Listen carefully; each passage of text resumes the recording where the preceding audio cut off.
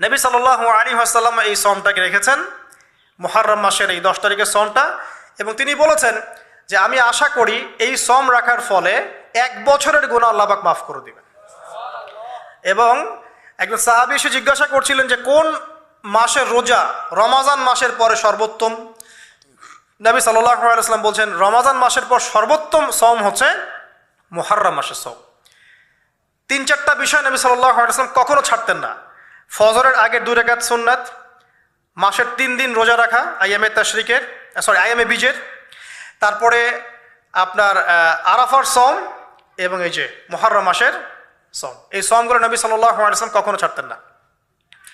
আরও এসেছে একটা বর্ণনা, আমি এটা পেয়েছি ফয়জুল কালামের মধ্যে, যে আশুরার সওম রাখার পাশাপাশি ওই দিন যদি আপনি পরিবার বর্গের উপর খরচ করেন, ইনশাআল্লাহ আপনাকে সারা বছর আল্লাহর পক্ষ থেকে রিজিকের প্রশস্ততা দেওয়া হবে ইনশাআল্লাহ।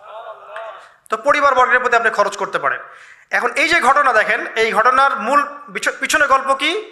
জালেমের ধ্বংস, মাজলুমের মুক্তি, তাই তো? জালেমের ধ্বংস, মাজলুমের মুক্তি, এটাকে স্মরণীয় করে রাখার জন্য আল্লাহ রাব্বুল আলামিন এই আশুরার সওমটাকে রেখেছেন। নবী সাল্লাল্লাহু আলাইহি ওয়াসাল্লাম বলেছেন যে ইহুদিরা একদিন রাখে, 10 তারিখে সওম রাখে। আমি যদি বেঁচে থাকি ইনশাআল্লাহ আগামী বছর 9 তারিখ বা তার পরে, একদিন আগে বা একদিন পরে আমি সওম রাখবো। কোনো বর্ণনা এসেছে একদিন আগে 9 তারিখে সওম রাখবো। তো আমরা 2টো রাখার চেষ্টা করবো। কয়টা? 2টো, হয় 9-10 অথবা 10-11 ইনশাআল্লাহ। আশা করা যে 1 বছরের গুনাহ আল্লাহ পাক মাফ করে দেবেন ইনশাআল্লাহু তাআলা।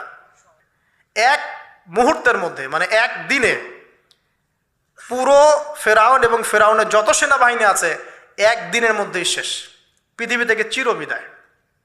আল্লাহ পাক এত চমৎকার করে কথাটা বলেছেন, কাম তারাকু মিন জান্নাতি ওয়া উয়ুন, তারা কতই না বড় বড় জান্নাত মানে বাগান এবং প্রস্রবণ পার হয়ে চলে গেল। ওয়া কুনুজি ওয়া মাকামিন কারীম, কত সুন্দর সুন্দর জায়গা তারা ছেড়ে দিয়ে চলে গেল। এবং তারা ধাওয়া করতে লাগলো ফেরাউন মুসার বাহিনীকে। যখন তারা ডুবে গেল, ফামা বাকাত আলাইহিমুস সামা ওয়াল আরদ, তাদের জন্য আসমান এবং জমিনের কোনো সৃষ্টি 1 ফোঁটা চোখের পানিও ফেলে নাই। এটা আপনি সূরা দুখানের মধ্যে পাবেন, আরও বিস্তারিত আছে। তো এই যে ঘটনাটা ঘটেছে, এই ঘটনাটা ঘটেছে মুহররম মাসের 10 তারিখে। কয় তারিখে? এই হচ্ছে সেই ঘটনা যার স্মরণে আমরা মুহররম মাসের 10 তারিখে সওম রাখি। কথা কি বুঝতে পারছেন?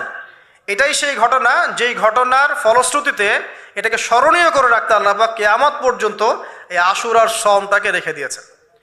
এটা ইহুদিরাও রেখেছে, ইসলাম আসার পূর্বে, মানে নবী সাল্লাল্লাহু আলাইহি ওয়াসাল্লামের শরীয়ত আসার পূর্বেও আগের জাতিরাও এটাকে রেখেছিল। আর বেশি বেশি মুহররম মাসে সওম রাখতে পারেন, ইস্তেগফার করতে পারেন, তাসবিহ তাহলিল করতে পারেন। এবং এই মাসে যে ঘটনাটা ঘটেছে আপনার মুসা আলাইহিস সালাম এবং ফিরআউনের, এই ঘটনাটাকে চর্চা করবেন, এটাকে প্রচার করবেন, প্রসার করবেন, এর মধ্য থেকে শিক্ষাগুলোকে নিজের জীবনে বাস্তবায়ন করার চেষ্টা করবেন ইনশাআল্লাহ তাআলা। আল্লাহ পাক সবাইকে তৌফিক দান করুন।